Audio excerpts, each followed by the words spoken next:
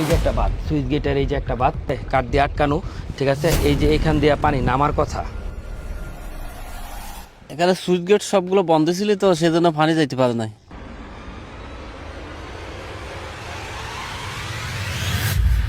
আসসালামু আলাইকুম দর্শক, আমি এই মুহূর্তে উপস্থিত আছি বাঁশখালীর চনুয়াতে, বুঝছেন।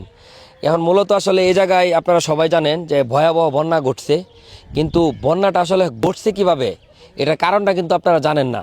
হাজার হাজার মানুষ পাটনিবন্দি হয়ে গেছে, সারা বাংলাদেশ থেকে কন্টেন্ট ক্রিয়েটররা, বিভিন্ন সংস্থারা লোকজন আসতেছে, আইসা কি করছে আপনার এখানে অনুদান দিতেছে, সাহায্য করতেছে। কিন্তু মূলত আমাদের তো আসলে জানা দরকার যে সমুদ্রের কাছে একদম সাগরের কিনারা ঘেঁষে আবার কিভাবে বন্যা হয়। আমরা তো জানি বন্যা ভিতরে হয়, এখানে একটা কারণ আছে। কারণটা হচ্ছে ভিডিওটা শেষ পর্যন্ত দেখবেন এবং সচেতনতার লক্ষ্যে ভিডিওটা অবশ্যই শেয়ার করবেন। এই মুহূর্তে যে জায়গায় দাঁড়ানো আছি, এটা হচ্ছে একটা সাগর এবং লোকালয়ের মাঝে বাঁধ, ঠিক আছে। একটা প্রাচীর বলা যায় আর কি, প্রাচীর, চীনের প্রাচীর দেখছেন না, আবার বিভিন্ন প্রাচীর, এরকম একটা প্রাচীর। এই আমার বাম পাশে হচ্ছে সাগর এবং সাগরের সেই পাশে একটা দ্বীপ দেখা যাচ্ছে। বা এই দ্বীপটার নাম নাকি কুতুবদিয়া দ্বীপ। আপনারা বইয়ে পড়ছেন বা সিনেমায় দেখছেন কুতুবদিয়া দ্বীপ। আর এটা হচ্ছে সাগর, আর এটা হচ্ছে বাঁধ, আর সেই সাথে এই পাশে হচ্ছে লোকালয়, বুঝছেন। এই পাশে হচ্ছে লোকালয়। আর এই বাঁধটা দেওয়া হয়েছে মূলত সরকারিভাবে দেওয়া হয়েছে এবং জনগণ যেন ভালোভাবে থাকতে পারে।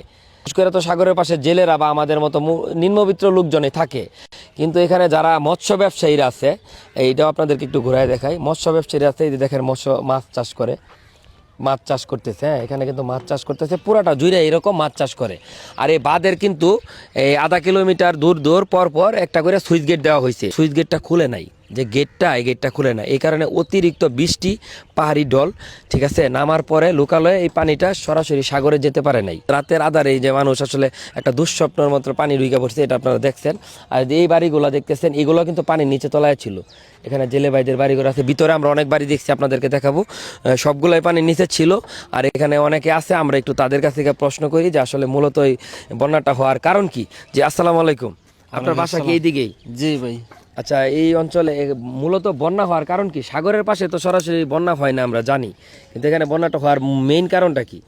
এখানে সুইচ গেট সবগুলো বন্ধ ছিল, তো সেজন্য পানি যাইতে পারে নাই। পানি যাইতে পারে না। আর সুইচ অনেক গেটটা বন্ধ বৃষ্টি থাকার হয়েছে। কারণটা কি? বন্ধ বন্ধ করছিল, ওই মাঝে ফজট করছে, সেজন্য খুলে দিতে পারে নাই, খোলা নাই। খুলে নাই, মাছ চলে যাবে, সেজন্য ফজট খোলা নাই। প্রজেক্ট খুলে নাই, মাছের প্রজেক্ট করছে। কিন্তু সুইচ গেটটা তো মূলত সরকারি, সরকারি সরকারি বাঁধটাও তো সরকারি। সরকারি তাহলে মাছের যে ব্যবসা করে উনি তো আর সরকারি না, না, উনি তার সরকারি। ব্যক্তি স্বার্থের জন্যই তো এই জি, কাজটা জি, করছে জি, না। জি, জি। আচ্ছা, এটা বাঁধ না, সাগরের যে একটা বাঁধ, সাগর এবং লোকালয়ের মাঝ বরাবর যে বাঁধটা আছে, এই বাঁধটা কিন্তু 1 কিলো আর 2 কিলো না, প্রায় 50-60 কিলোর উপরে একটানা একটা বাঁধ। কিন্তু মাঝে মাঝে আছে হাফ কিলো পর পর আছে সুইচ গেট। মানে বাঁধের এই সাইডে লোকালয়ের যে পানিগুলো আছে সাগরে চলে যাইতেছে, আবার সাগর থেকে যদি জোয়ারের সময় উঠে জোয়ার ভাটা হয়। কিন্তু এ জায়গায় কিন্তু অসাধু মানে মৎস্য ব্যবসায়ীরা, তারা কি করছে, এই যে দেখেন আপনার, এই যে এটারে ওরা একটা সুইচ গেট বানাইছে, ঠিক আছে, বানার মতো।